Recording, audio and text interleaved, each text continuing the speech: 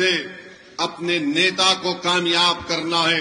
اور یاد رکھیے، متھلانچل کی سرزمین پر بسنے والی، اس تاریخی سرزمین پر بسنے والی جنتا کے درمیان میں کھڑے ہو کر کہہ رہا ہوں، نیتا تمہارے درمیان سے بنے گا۔ کوئی نیتا آسمان سے نہیں آئے گا، کوئی زمین کے اندر سے نکل کر نہیں کا نیتا ہے، بھومیاروں کا نیتا ہے، ای بی سی کا نیتا ہے، پسماندہ طبقات کا نیتا ہے، مانجھی کا نیتا ہے، پاسوان کا نیتا ہے، ارے سب کا نیتا ہے۔ اگر کسی کا نیتا نہیں ہے تو بہار میں 19% مسلمانوں کا نیتا نہیں ہے۔ یہ سچائی ہے، اس کو آپ کو قبول کرنا پڑے گا۔ اور اگر کوئی یہ دماغ میں اپنی بات ڈال کر سوچتا ہے، ارے بھائی یہ اویسی کیا کہہ رہا ہے، کیسا ہم اپنا نیتا بنائیں گے؟ ارے جیسا انہوں نے بنایا ویسا آپ کو بنانا ہے۔ ہم بھی انہی کی طرح انسان ہیں، مگر ہم میں اور ان میں فرق یہ ہے کہ وہ اپنے نیتا کو بنانے کے لیے، اپنی سیاسی لیڈرشپ کو بنانے کے لیے ایک ہو جاتے ہیں اور ایک ہو کر اپنا ووٹ پورا اس نیتا کی کامیابی کے لیے استعمال کرتے ہیں۔ اور ہمارا معاملہ یہ ہے کہ جیسا مجلس امیدوار کھڑا کرے گی تو ہم ہمارے تعلق سے بولنا شروع کر دیں گے، ارے یہ حیدرآباد سے آیا ہے۔ ہاں میں حیدرآباد سے آیا ہوں، کوئی چاند سے نہیں آیا ہوں، اور جب آ گیا ہوں تو کوئی مائکا لال مجھے بہار سے نہیں باہر بھجا سکتا۔ اور جہاں پر ہم آتے ہیں وہاں پر اپنی جماعت کے پرچم کو لہرا کر جائیں گے انشاءاللہ تعالی۔ اور افسوس کی بات کی ہے کہ الزام لگانے والے ہمارے ہی بھائی ہیں۔ ایک صاحب ہے راجد کے، الپ سنکھیک سماج کے کوئی نیتا ان کو بنا دیا گیا۔ وہ بار بار اتنی محبت مجھ سے کرتے، نہیں معلوم گھر میں کسی اور سے شاید ان کو محبت نہیں مل رہی، ہم سے محبت کر رہے ہیں اور بولتے ہیں کہ وہ حیدرآباد سے آیا ہے۔ ارے جناب، آپ کا لخت جگر، آپ کا بیٹا اگر آج اللہ نے اس کو ڈاکٹر بنایا تو میرے میڈیکل کالج میں پڑھا کر بنایا، جب تم کو یاد نہیں آیا؟ تم آج ہم کو بڑی بڑی گالی دیتے ہو۔ اچھا وہ خود کیا 2019 میں ان کا بیٹا جے ڈی یو سے ٹکٹ لڑ کر نہیں الیکشن لڑا تھا مودی کا فوٹو لگا کر؟ جب تم کو سیکولرزم یاد نہیں آیا؟ ارے تم اپنی اولاد کے لیے سب کچھ قربان کر دو گے۔ اور میں بہار آ کر 19% جنتا کی انصاف کی بات کر رہا ہوں۔ میں بہار کو اپنے بیٹے کے لیے نہیں آیا ہوں، میں بہار کو اس لیے نہیں آیا ہوں کہ حیدرآباد سے کسی کو لا کر یہاں پر الیکشن لڑا دوں، میں بہار کو اس لیے نہیں آیا ہوں کہ یہاں پر ووٹ حاصل کر کے جس طرح وہ ہمارے 4 MLAs اپنا ضمیر بیچ کر بے ایمان ثابت ہوئے، وہ اپنا ضمیر بیچ دیں گے۔ میں یہاں پر آیا ہوں تو 19% جنتا کو ایک نیتا بنانے کے لیے، اور ایسا نیتا بنانے کے لیے جو نہ راجد سے ڈرے گا، نہ مودی سے ڈرے گا، نہ نتیش سے ڈرے گا، بلکہ صرف اللہ سے ڈرنے والا ہوگا۔ اور تمہارا معاملہ یہ ہے کہ جب ہم نیتا کی بات کرتے، سیاسی قیادت کی بات کرتے، تو تم کو لگتا ہے نا ہمارا نیتا تو فلاں ہے۔ ارے تمہارا نیتا تو لفظ مسلمان بولنے کو تیار نہیں ہے، تمہارا نیتا تو لفظ مسلمان بولنے کو تیار نہیں ہے۔ یہ کب تک ڈرامہ بازی چلے گی بتائیے؟ ڈرامہ کب تک چلے گا؟ مسلمان ان کو کب یاد آتا ہے؟ چناؤ آ گیا، اے بھائی ہم کو ووٹ دے دو، اس کے بعد اس کو پلٹ کر مت پوچھو۔ چناؤ ختم ہو گیا، ہم ختم ہو گئے، چناؤ آیا تو دیکھو ظلم ہو رہا ہے، آپ کو دبایا جا رہا ہے۔ ارے جب ظلم ہو رہا ہے، جب دبایا جا رہا ہے تو اس کا روک تھام کیسا ہوگا؟ اس کا سدباب کیا ہوگا؟ اس کا سدباب یہ ہے کہ تم کو لیڈر بننا پڑے گا، تم کو قائد بننا پڑے گا۔ مقدر کے فیصلے تم طے کرو گے کہ پٹنہ میں ظالم بیٹھ کر تمہارے نوجوانوں، تمہارے مستقبل کا فیصلہ نہیں کرے گا۔ ہم صرف یہی امید پر بیٹھے تھے 50-60 سال سے، ارے نہیں یہ اچھے لوگ ہیں، یہ ہمارا ساتھ دیں گے، یہ ہماری مدد کریں گے۔ ارے بتاؤ ہمارا کیا فائدہ ہوا؟ ہم نے رپورٹ بنوائی بہار کے مسلمانوں کے بارے میں، 5 سال پہلے ہم نے اس کو ریلیز کروایا۔ اس رپورٹ کو پڑھنے کے بعد اگر تمہارے دلوں میں سچائی ہے، جو ہم پر انگلی اٹھاتے ہیں، ہم پر تنقید کرتے ہیں، بتاؤ رپورٹ پڑھو، تم کو آئینہ دکھے گا، تمہاری غلطیاں نظر آئیں گی کہ آج تم نے کیا حال کر کے رکھ دیا۔ تو میں آپ سے اپیل کرنے آیا ہوں کہ ہم کو اس آنے والے ودھان سبھا میں متحدہ طور پر ہم کو اپنے تمام ووٹ کا صحیح استعمال کرنا پڑے گا۔ اور میں نے ابھی اختر الایمان صاحب سے بات کی اور انہوں نے یہ بتایا کہ انشاءاللہ تعالی یہاں پر انشاءاللہ تعالی مختلف ودھان سبھا میں، جالے میں، بسفی میں، کیوٹی میں اور دربھنگہ میں مجلس کا امیدوار کھڑا کیا جائے گا انشاءاللہ تعالی۔ اب آپ دیکھیں گے کہ ہمارے اس اعلان کے بعد ان تمام لوگوں میں پیٹ میں درد شروع ہو جائے گا۔ دیکھو ہمارا بیٹا کھڑا ہے، ہمارا بھائی کھڑا ہے۔ میں کسی کا بیٹا نہیں ہوں، میں کسی کا بھائی نہیں ہوں۔ کیا یہ جنتا جو یہاں کھڑی بھی ہے، میرا ان کا خون کا رشتہ نہیں ہے، مگر جو بیٹے اور اپنے بھائی کی بات کر رہے ہیں، ارے میرا اس جنتا سے رشتہ بہت خون کے رشتے سے بڑا ہے۔ وہ رشتے کو اللہ نے اپنے کلمے کی بنیاد پر جوڑ دیا۔ اور تم آ کر بولا کہ ایسا کر رہے، تم 2019-20 میں موڈی کا فوٹو لگا کر بھیک مانگ رہے تھے ووٹ کے لیے، اور آج تم سیکولرزم کی بات کرتے ہو۔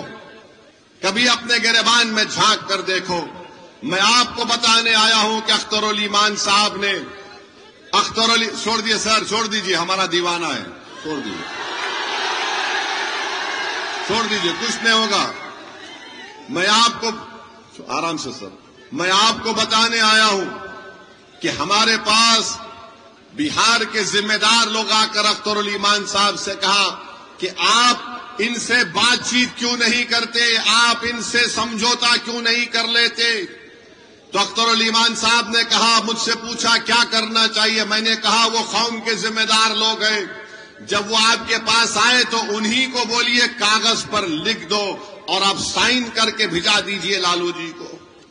اختر الایمان صاحب نے ایک خط لکھ دیا لالو جی کو اور کہا کہ ہم سے ملیے، ہم آپ کے ساتھ مل کر لڑیں گے، بی جے پی کو بہار میں سرکار بنانے سے روکیں گے، بی جے پی کو مکھیہ منتری بنانے سے روکیں گے، موڈی امت شاہ کو روکیں گے۔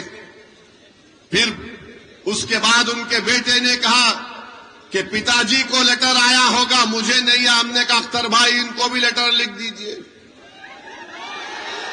اختر بھائی نے ان کو بھی خط لکھ دیا، بلکہ ڈھول بھاجا کے ساتھ لے جا کر گھر پہ دیا تیجسوی کو، تاکہ تم سن لو اپنے کان سے کہ ہم خط دے رہے۔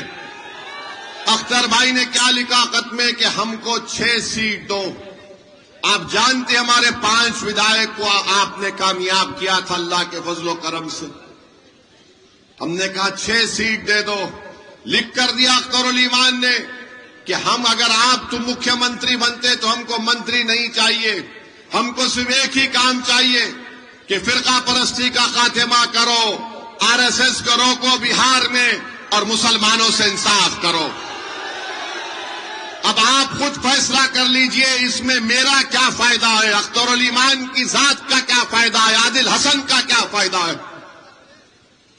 ہم میں اور میں ایک ہی فرق ہے، ہم کہہ رہے ہیں کہ یہ ہم کو چاہیے، اس کے باوجود بھی وہ ہم سے بات کرنے کے لیے تیار نہیں ہے۔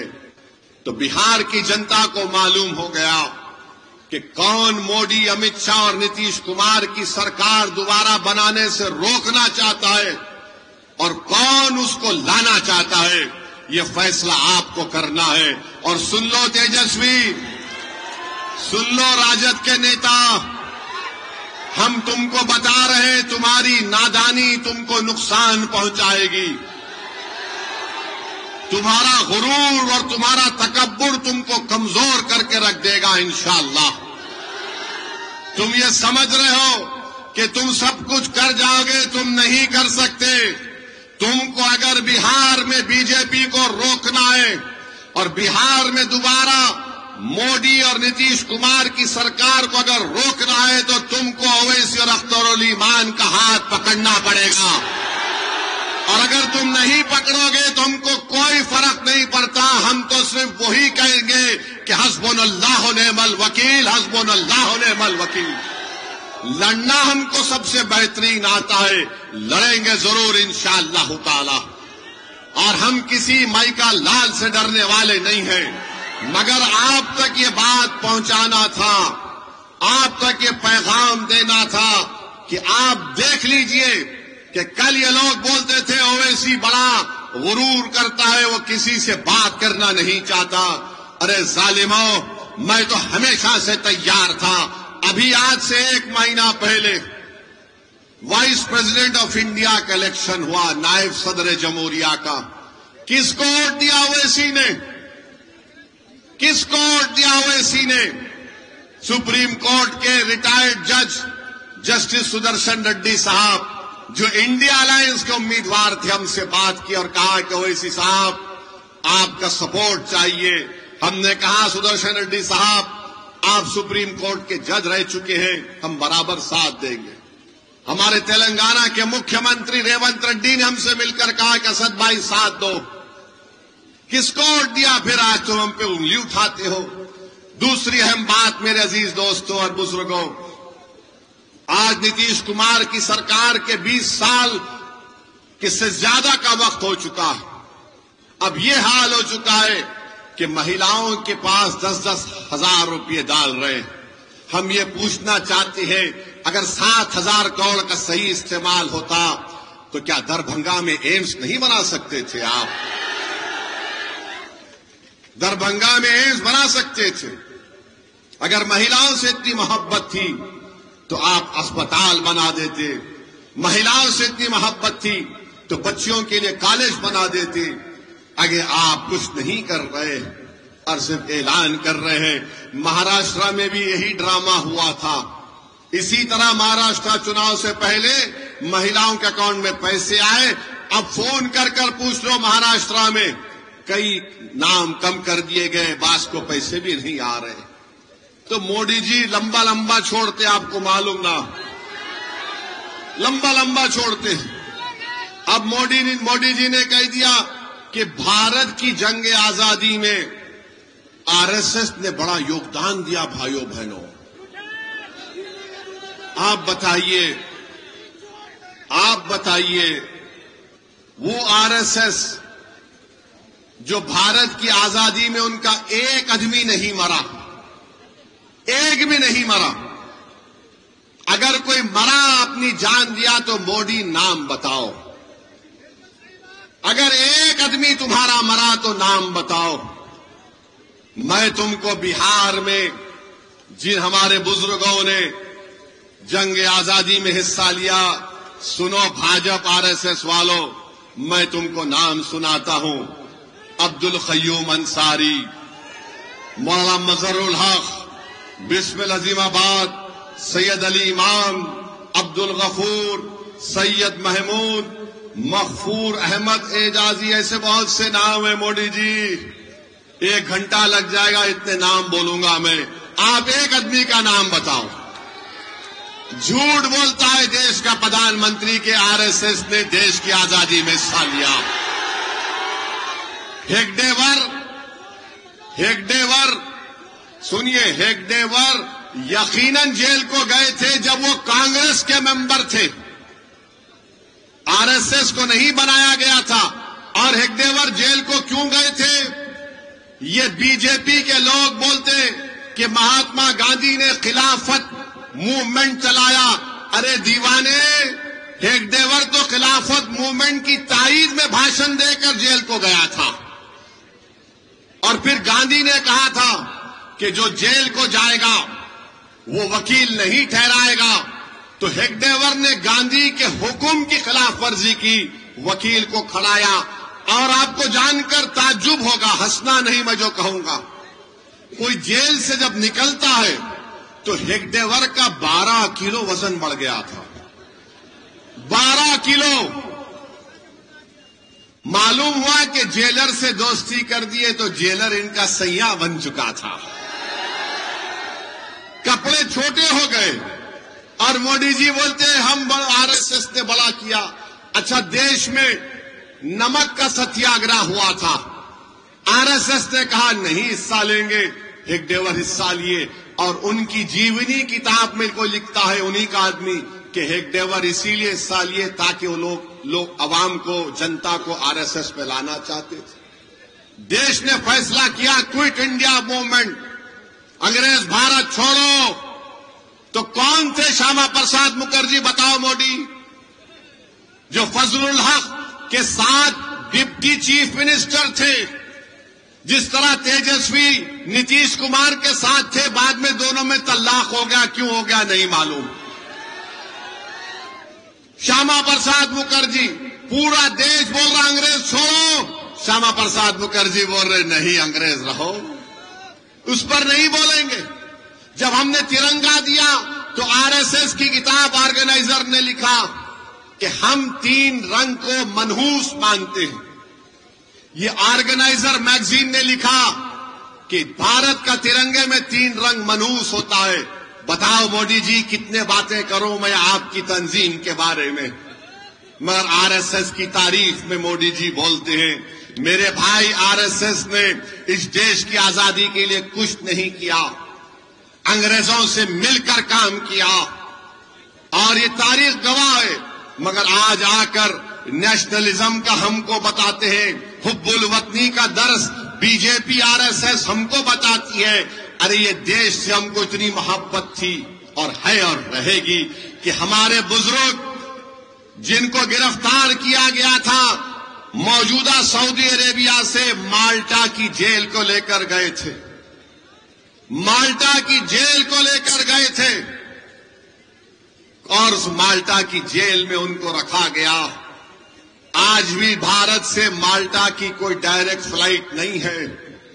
کون تھے حسین احمد مدنی جو اپنے شیخ، اپنے استاد کے ساتھ اس مالٹا کی جیل میں کھلے میدان میں ان کو رکھ دیا جاتا تھا۔ آج بھی ڈائریکٹ فلائٹ نہیں ہے مالٹا سے، انہوں نے وہاں جیل میں گزاری، مصائب گزارے۔ ارے کون یہ لوگ، تم آج ہم کو انگلی اٹھاتے ہو؟ مولانا ابوالکلام آزاد نے کیا کیا؟ جوہر برادران نے کیا کیا؟ بتاؤ میرے عزیز دوستوں اور بزرگوں، یہ ہمارے بزرگ تھے، ہمارے اکابرین تھے جنہوں نے اس دیش کو آزاد کروایا۔ آج اسی دیش میں آج بی جے پی ہم سے کہہ رہی ہے کہ تم آئی لو محمد صلی اللہ علیہ وسلم کا پوسٹر نہیں اٹھا سکتے۔ ٹیپو سلطان نے اپنی جان کو گنوا دیا انگریزوں سے لڑتے ہوئے۔ یہ جتنے ہمارے بزرگ تھے سب عاشق رسول صلی اللہ علیہ وسلم تھے، ایک سے ایک بڑا عاشق رسول تھا، اور آج ہم اس کو کہہ رہے ہیں کہ تم آئی لو محمد کا پوسٹر نہیں اٹھا سکتے۔ مودی جی 2018 میں آپ نے کیرلا کے ایک آرٹسٹ کے پوسٹر کی تعریف کی تھی، وہ تعریف صحیح تھی، اور آج ہم ہمارے رسول، ہمارے نبی کا پوسٹر اٹھاتے ہیں، خالی اس میں کوئی سمویدھان کے خلاف بات نہیں، اس میں کوئی ہنسا کی بات نہیں۔ وہ تو میرا عقیدہ ہے، وہ تو میرا دین ہے، جو بھارت کے سمویدھان کی دفعہ 25 اور 19 مجھے اس بات کی اجازت دیتا، میرا فنڈامنٹل رائٹ ہے۔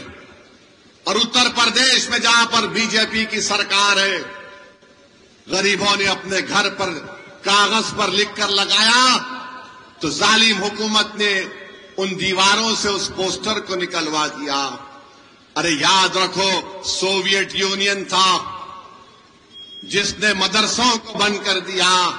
دنیا نے دیکھ لیا کہ سوویت یونین ختم ہو گیا، مدرسے آج بھی آباد ہیں۔ تم آج وہ پوسٹر نکال کر سمجھ رہے ہو کہ ہمارے دلوں سے، ہمارے وجود سے، ہماری سوچ اور فکر سے ہمارے رسول کی محبت کم ہو جائے گی؟ نہیں ہوگی۔ نہ بھارت سے محبت کم ہوگی، نہ محمد صلی اللہ علیہ وسلم سے محبت کم ہوگی۔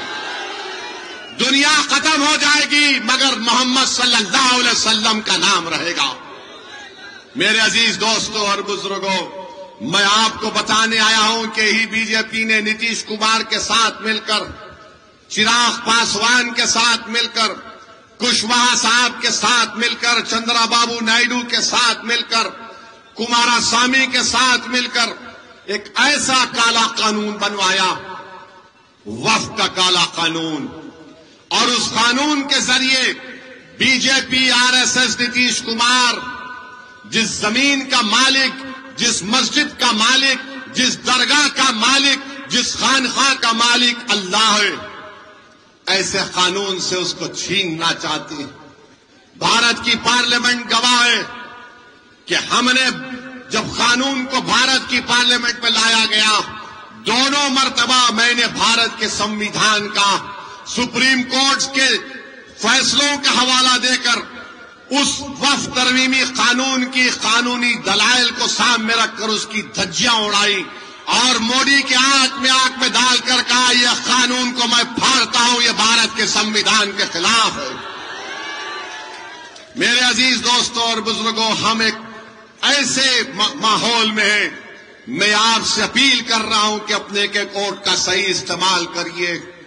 हमको इन ताकतों को हराना है जो भारत को कमजोर करना चाहते हैं, जो भारत के संविधान को कमजोर करना चाहते हैं। मेरे अजीज दोस्तों और बुजुर्गों, सोचिए थोड़ी देर के लिए, ये लड़ाई जो ओवैसी और अख्तरुल ईमान लड़ रहे हैं, ये नौजवानों की लड़ाई लड़ रहे हैं। बिहार में करीब 60% आबादी 25 साल से कम उम्र नौजवानों की है। आप इनके चेहरों को देखकर वोट डालो, इनके मुस्तकबिल को सामने रखकर वोट डालो। बुजुर्गों, आपने अपनी जवानी बर्बाद कर दी इन जालिमों के पीछे, मगर अपने बच्चों की जवानी को बचा कर रखो ताकि हम एक ताकतवर कौम बनकर उभरे मुस्तकबिल में। नौजवानों, तुम्हारी भी जिम्मेदारी है कि अपने के वोट का सही इस्तेमाल करो।